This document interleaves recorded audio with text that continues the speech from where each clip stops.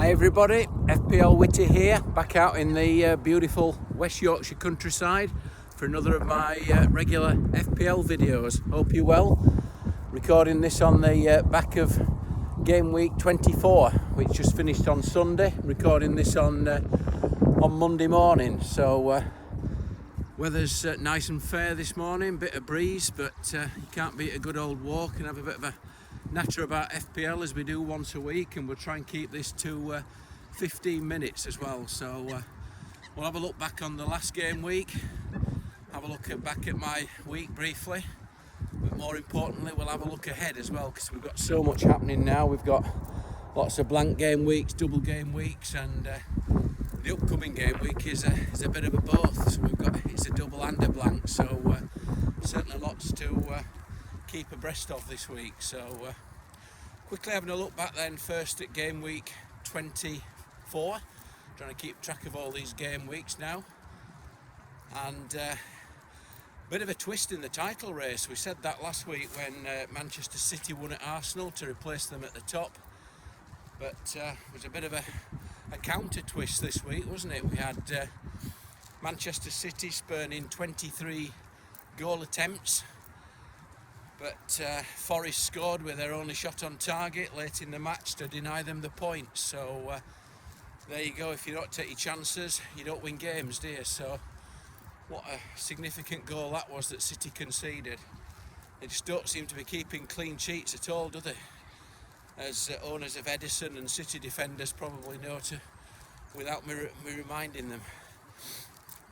But yeah, and just to add to that twist, of course, Arsenal twice behind Aston Villa, and they went ahead in the 93rd minute after a shot came back off the crossbar, hit the keeper and went back in for an own goal. So what a hugely significant goal that was, of course. And just when Martinez, having conceded the own goal, was up for a corner at the other end, they made it 4 for good measure, didn't they? So I think there'll be a split. There'll be people who love Martinelli and hate Martinelli at the moment, but he popped up with a goal in the 98th minute, so another twist. I actually sold Martinelli this week, so it was all going pretty well until that happened. So yeah, massive twist in the title race. But elsewhere we had Manchester United comfortably winning 3-0. And the big talking point of this week, really, from FPL point of view, was Haaland captaincy, where most of us went, of course, but the ones who were brave enough to make the rash decision, so to speak, and go with Rashford. Certainly wasn't a rash decision, because he put in a 15-point performance, so those who were brave enough to take on Haaland this week were richly rewarded. So a huge gain for Rashford captainers.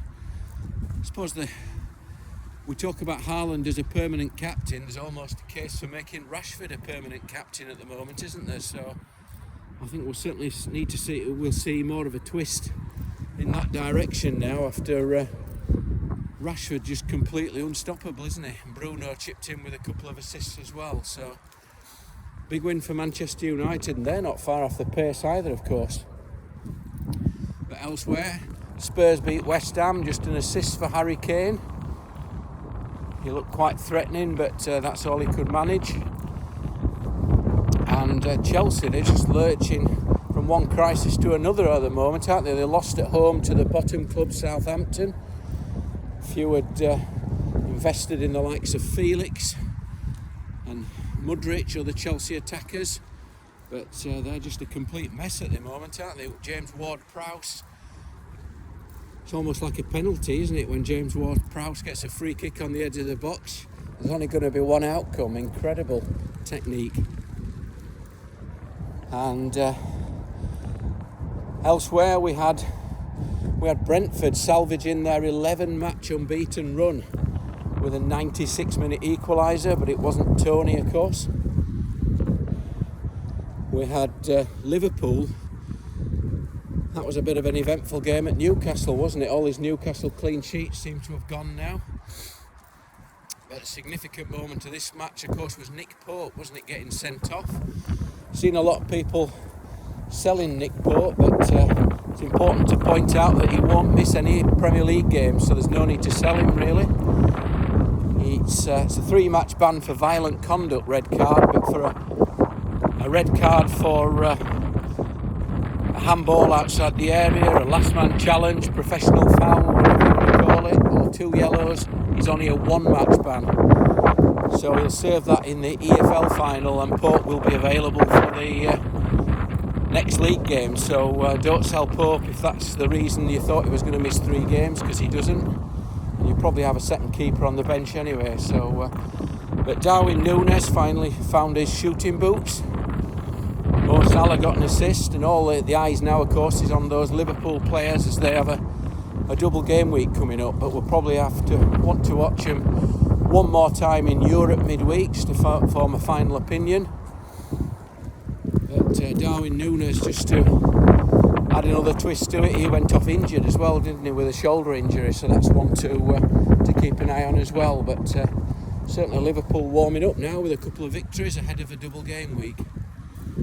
But aside from that, Fulham have gone into the top 6 after winning at Brighton, and 2 massive relegation scraps as well, weren't they? Everton beat Leeds, and Bournemouth won at Wolves. So certainly plenty of significant action at top and bottom this week.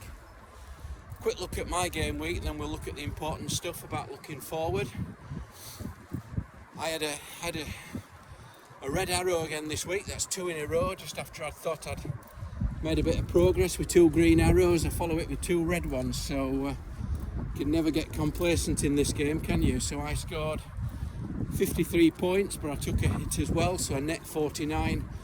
I was down from 198k to 223k, so having been around that 100k mark only a couple of game weeks ago, I'm now sitting over 200, so it's really disappointing.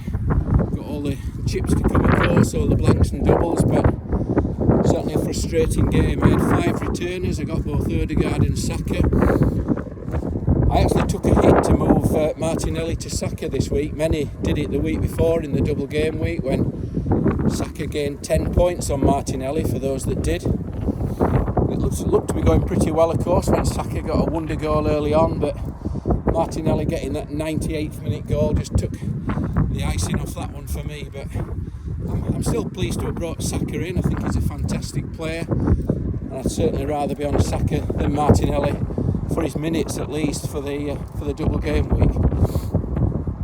But aside from that, I had Saka, Martinelli, Kane, Luke Shaw clean sheet, but the Rashford points counted against me because of his ownership, because I didn't captain him. So I think the frustrating one for me really was the Kane against De Bruyne, and that probably determined the colour of my arrow this week. I had a very successful hokey-cokey of De Bruyne and Bruno for a couple of weeks to play around with those doubles, and I gained about 23 points on that over a couple of weeks. But De Bruyne spurned lots of chances, as did Haaland, and it was Bruno, the one that punished me most. He was my biggest rank killer this week with those 12 points that he got. So yeah, disappointing week, but we move on. So a significant thing now is that we've got a game week 25 which has got 4 teams doubling and 4 teams blanking.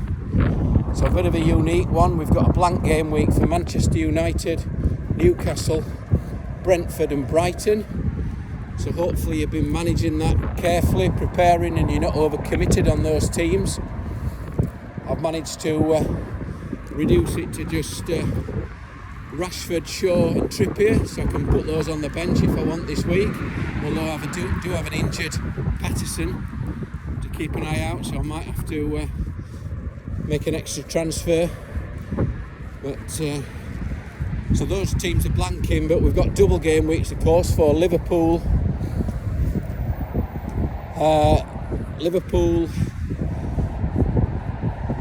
Wolves, Arsenal and Everton. So if you can get rid of a blank game week player and replace them with a double game week player, that'd be Might be a handy move, of course. Might be a few people forced into a free hit if they've not prepared well this week.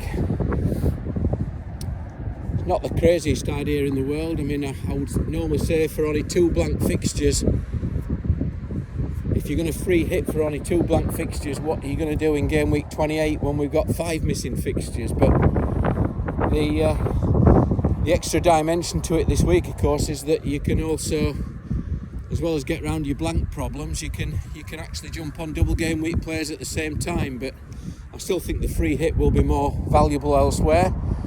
We've got game week 28 coming up, which is the FA Cup quarter-finals, and we'll know more about the lineup of that after the 5th round, which is played in the midweek of game week 25 and 26. So I think that'll determine whether or not people are looking to play their free hit in game week 28 if they can't get enough players together, or potentially if they can. I think the game week 29, where lots of doubles are expected to go in there, that could be a popular free hit as well. But problem we've got at the moment is that the blanks and the doubles are contradicting each other. So for example, at the moment we've got Brentford and Brighton blanking in game week 25 now,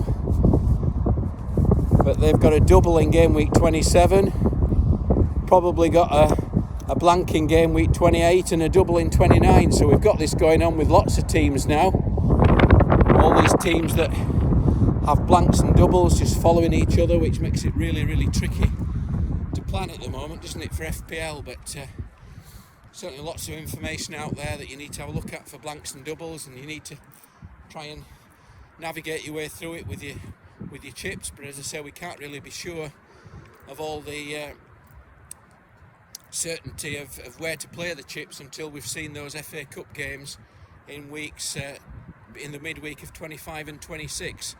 So in the immediate term, it's game week 25. I'll probably be looking to move Bruno to Salah this week. I've got a bit of money in the bank to make that move for his double game week. Whether or not I can manage any other Liverpool players, we'll have to see. I've got 3 Arsenal.